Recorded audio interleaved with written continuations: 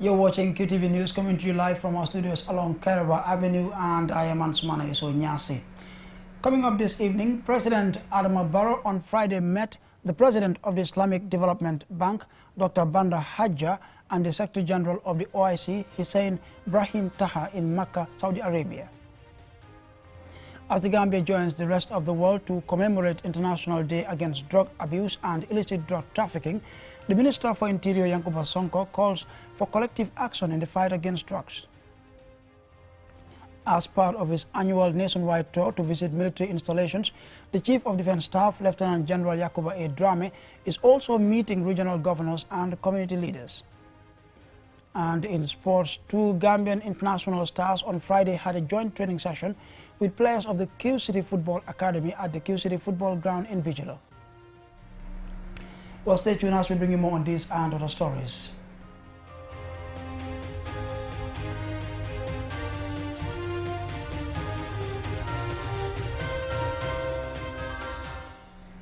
And now we take a look at the news in detail.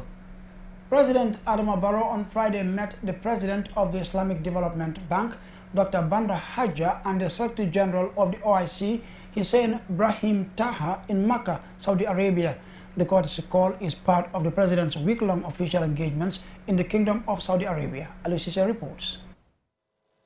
The meeting between President Barrow and the Islamic Development Bank's boss, Dr. Banda Hajja, centered on consolidating the long partnership between the Gambia and the bank. The bank's priority interventions in the Gambia are centered on human capital development and improving the investment environment to attract more international investors into the country. Speaking to journalists, Mamboure Njie, Minister of Finance and Economic Affairs, said the meeting allows the Gambian authorities to take stock and assess what the Gambia has been doing with the bank. The Finance and Economic Affairs Minister added that the country is looking forward to new areas of collaboration with the Islamic Development Bank with an emphasis on health and infrastructure, while praising the bank for its assistance through the years. I think as of now, in 2020, the total portfolio is in the tune of $163.5 million and is across-cutting projects. It includes education, transportation, agriculture, and energy. And the impact it has had on our socio-economic development for 41 years. That's the relationship. And it's a solid foundation. Our intention is to cement and continue the relationship, deepening the relationship, and to make sure we do find new areas of investment.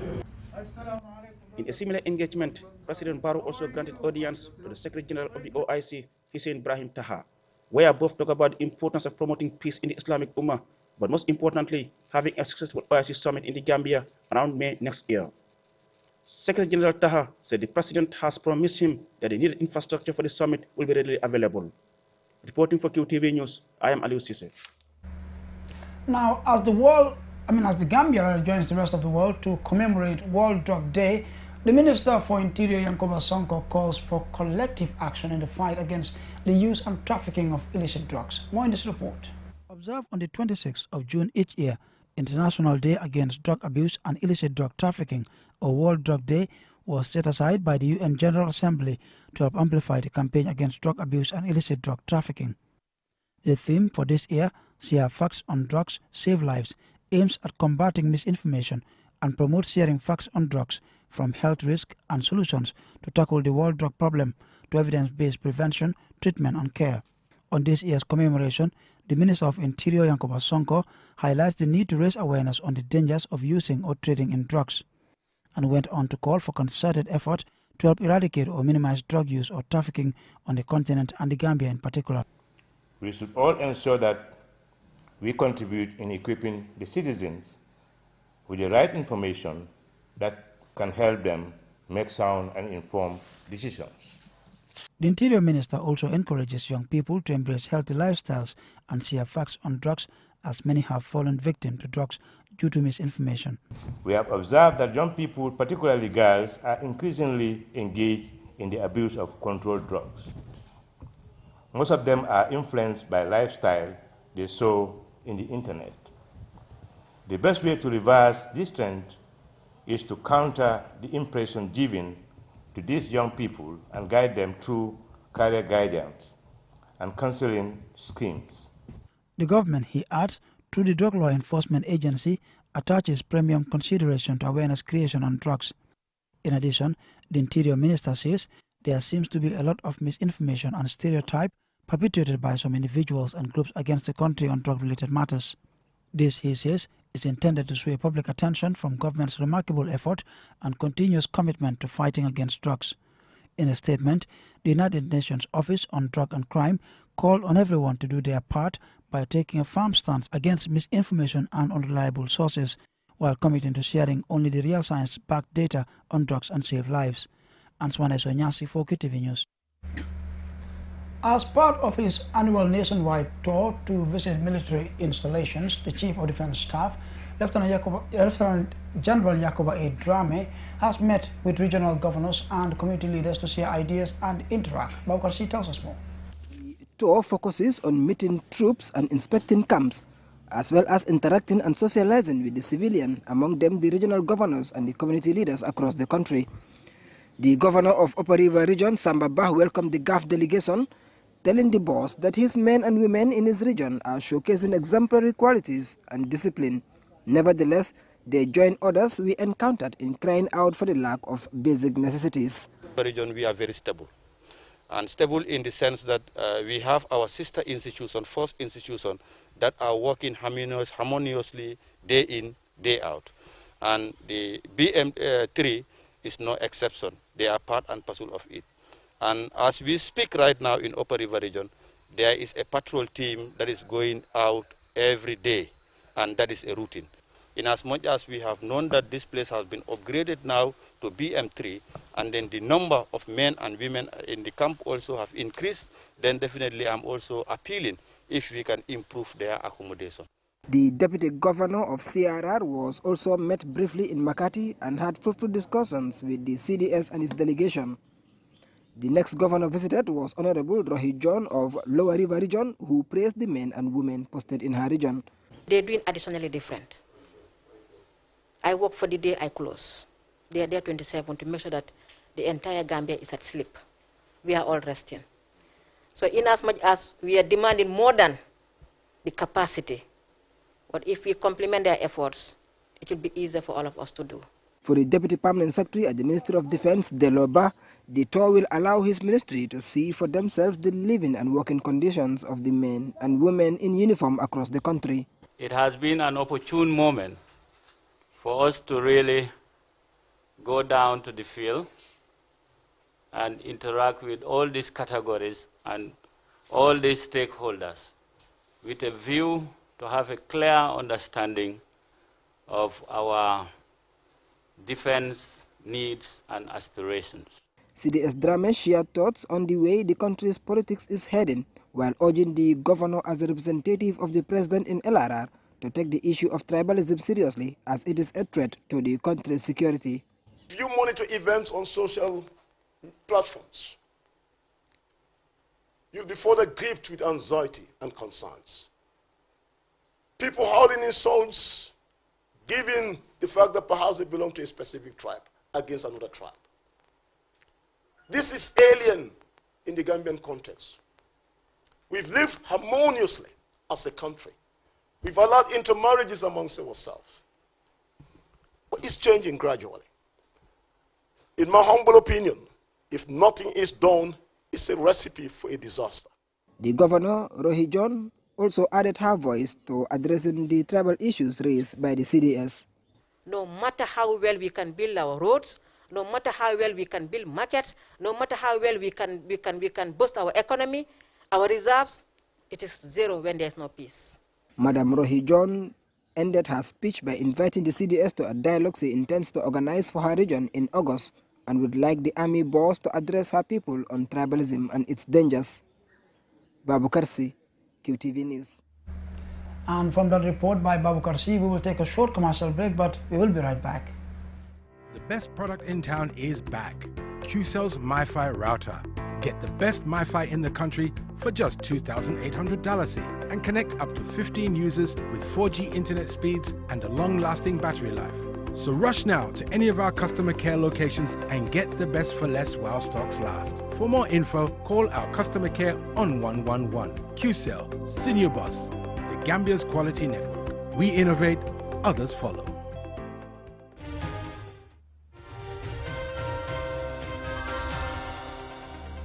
Welcome back from that short commercial break. If you're just joining us, this is QTV News coming to you live from our studios along Kairaba Avenue. Now, West Africa Network for Peace Building, in partnership with the German agency GIZ, has launched an electoral violence monitoring, analysis and mitigation project to enhance response mechanisms for electoral dispute management and resolution. This story by Loli M. Kamara is narrated by Yaya Jao. The project is designed to support inclusive and sustainable dispute resolution architecture that prevent or mitigate political or election-related violence in West Africa. The focus is on 7 countries conducting presidential elections between 2020 and 2021. The 7 are Burkina Faso, Cote d'Ivoire, Guinea, Niger, Ghana, Benin, and Gambia. At the launch, Adama Kopaja, representing the Secretary General of the CSO Coalition, said the project is particularly relevant considering the ongoing electoral cycle in the Gambia. Therefore, it's pleased to be accorded the opportunity to partner and work with the Imam team in the implementation of activities that will promote the conduct of peaceful and transparent electoral processes in the Gambia. Distinguished guests, kindly allow me to give a synopsis of the CSO's Coalition on Elections to this August gathering. The CSO's Coalition on Elections, the Gambia, spearheaded and coordinated by the West African Network for Peace Building, WANEP, the Gambia, was established in 2006. The EU ambassador to the Gambia, Corrado Pampaloni, states that he has followed the Gambia's last electoral cycle from outside the country, and the process was peaceful. In unprecedented circumstances. The first fully democratic elections in over 2 decades, with a plethora of newly established political parties putting forward candidates, and many young voters signing up to the voter registry to have their voices heard for the first time.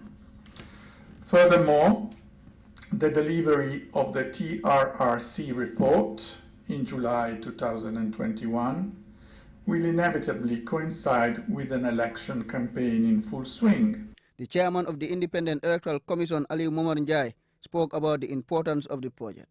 To have any problem at all of fighting or disputes, because it's very clear from the beginning to the end. But nevertheless, we have to be prepared to resolve disputes and to accept challenges and some shortfalls. And to do that, we also invite observers locally and abroad.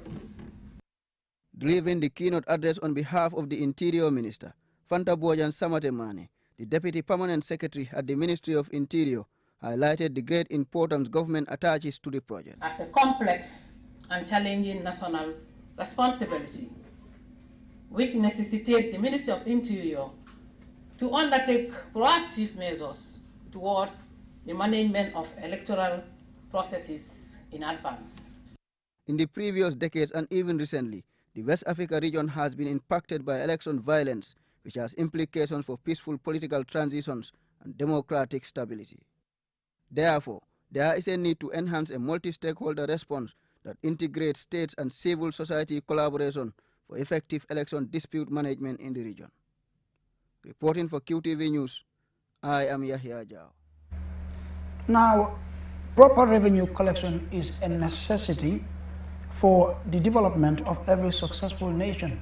The Gambia Revenue Authority on Wednesday organized a tax awareness seminar to strengthen the capacity of major importers, clearing and forwarding agents to promote voluntary tax compliance and international trade.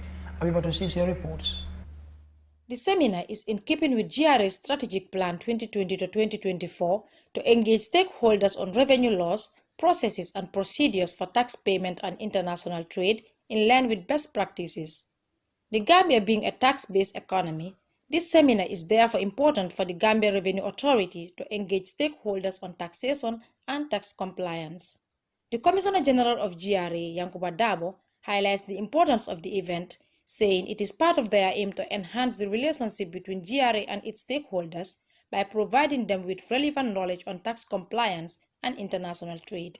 The Gambia Revenue Authority is committed to enhancing and facilitating trade, not just to meet our obligation under International Trade Facilitation Agreement, but because we strongly believe that creating the enabling environment for trade to thrive will no doubt increase our revenue collections both from international trade and domestic taxes.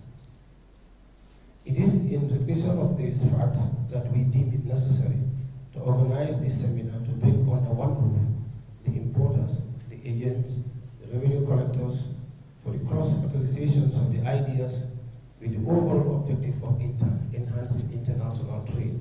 Lucifer Jane, the board chairperson of GRA, urges the clearing and forwarding agents to be professional in their work while acknowledging the important role they play in revenue generation.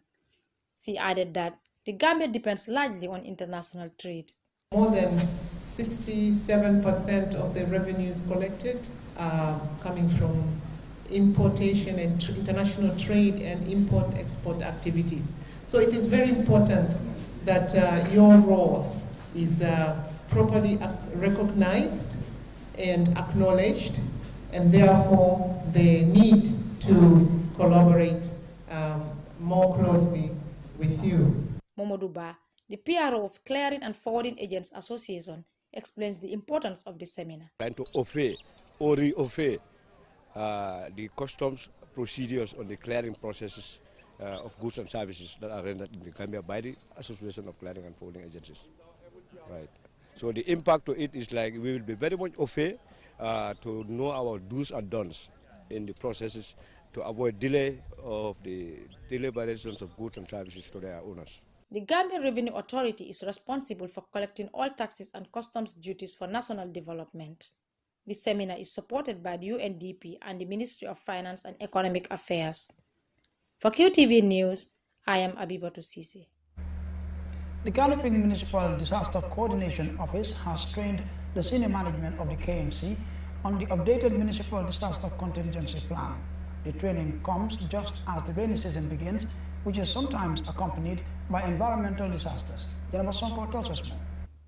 The United Nations Disaster Risk Reduction defines disaster contingency plans as a management process that analyzes disaster risk and establishes arrangements in advance to enable timely, effective, and appropriate responses. The Kanifing municipality is one of the most densely populated areas in the Gambia, exposing the area to different forms of disasters.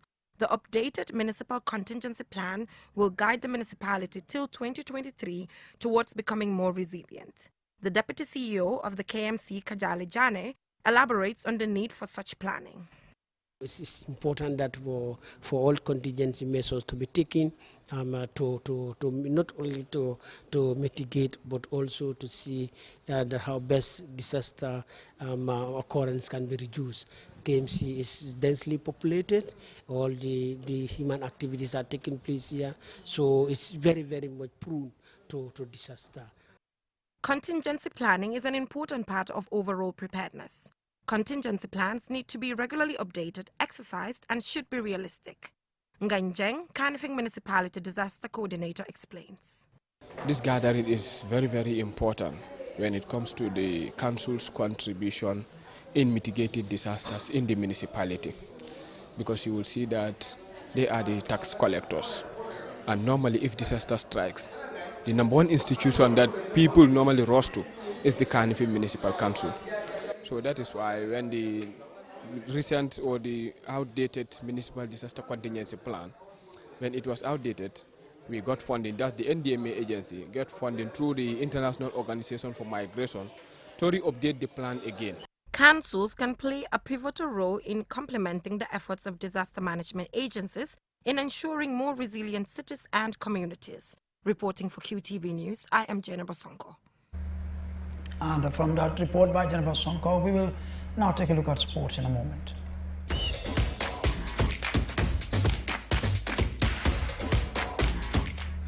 Now, on holiday in the Gambia, two Gambian international stars Boubacar Steve Traoré of Ajman Football Club in the United Arab Emirates and Ibrahima Dabo of AS Roma in Italy on Friday had a joint training session with players of the Q City Football Academy at the Q City Football Ground in Bijilo. Aliou Cissé reports. The Gambia is a football-loving country, but poor infrastructure and lack of proper academies has really hindered the development of football in this country. And Q City has come to help address these challenges because this country has so much young talents who are very good as far as football is concerned. And today the presence of Steve Traoré and Ibrahima Dabo will really inspire these youngsters who are looking to becoming professional footballers in the future. These young aspiring professional footballers are back to the place they call their home of football. But unlike other training sessions on Friday, they welcome two very important stars they have heard about and watched on TV screens. They are Boubacar Steve Traoré and Ibrahima Dabo. The duo who are on holiday had accepted an invitation to join these talents to share their skills and experience with a view to inspiring them. Gambia international Boubacar Steve Traoré currently plays for Emirati football side Ajman Football Club on loan from parent club Al Sabab of Saudi Arabia, whom he signed for in 2019. His time with the players was to help improve their goal-scoring skills. Like these young talents, the Bundung Bon and former Real de Banjul sensational attacker who became professional in 2015 is hopeful about the future of the country's favorite game with the talents being groomed by the Q City Academy. They should just work hard and keep pushing because they have all the right things to be good players, and I've seen really good kids here, very talented. So with the right mentality, they can get to a very high level. Midfielder Ibrahima Dabo, who is now the new darling of Gambian football after joining AS Roma in the Italian Serie A, also shared his scintillating midfield football skills. Dabo, a native of Bakote, has earned the admiration of fans and coaching staff of AS Roma, now coached by Jose Mourinho, and is expected to be a permanent feature for his club. Ahmad Cham, coach of Q City Football Academy, and Ibrahima Mane, sports director at the academy, were both grateful to the two international stars for finding time to interact with the youngsters. They are confident that the session will improve the skills of the players as they look forward to producing more homegrown stars.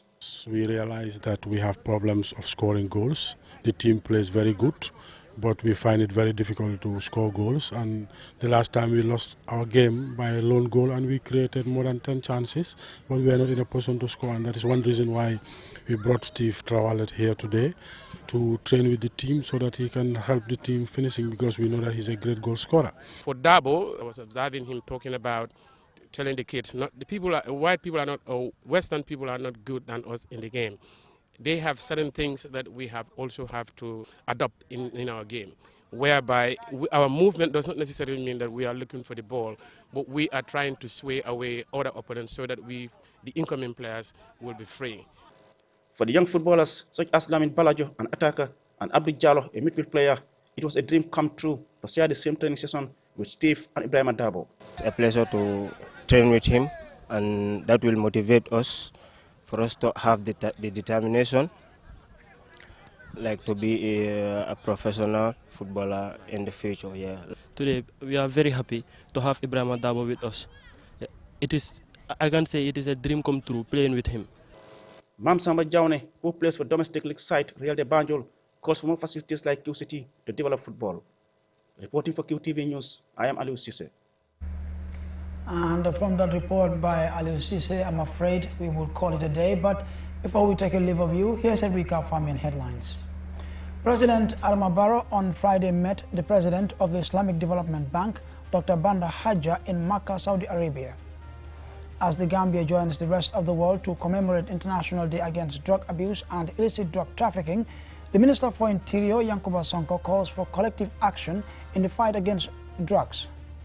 As part of his annual nationwide tour to visit military installations, the Chief of Defense Staff, Lieutenant General Yakuba A. Drame, has met with regional governors and community leaders. And in sports, two Gambian international stars, Boubacar Steve Traoré of Ajman Football Club in the United Arab Emirates and Ibrahima Dabo of AS Roma in Italy, on Friday had a joint training session with players of the Q City Football Academy at the Q City Football Ground in Bijilo. Well, that's all we have for you in this edition of the news, but do join us on Monday, of course tomorrow as well, same time for the weekend review, and on Monday for another brand new week and of course another news bulletin. Until then, thanks for watching.